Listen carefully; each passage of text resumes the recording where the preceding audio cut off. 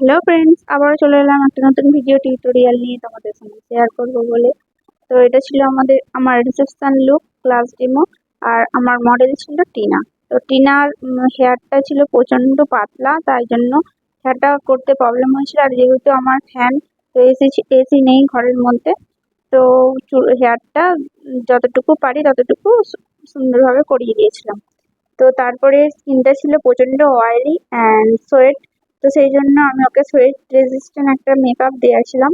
তো foundation use করেছিলাম হচ্ছে, আগে কারেক্টিং স্কিন প্রিপেয়ার করা হয়ে গেছিল। তো আমি একটা রিকর্ডের ইসব বেস যে প্রাইমারটা আছে, ম্যাটিফাইং প্রাইমার, ওই প্রাইমারটা দিয়ে আমি ওর বেসের পর ফাউন্ডেশনটা লাগিয়েছিলাম।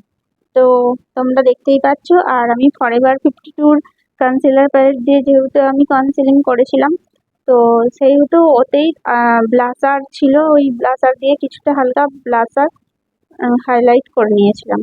আর তারপরে আমি সাপারেলের পাউডার দিয়ে মেকআপটাকে সেট করে নিয়েছি।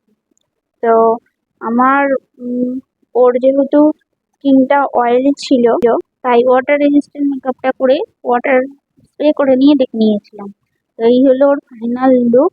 তোমরা দেখে বলো, লাইক কমেন্ট শেয়ার অবশ্যই করো।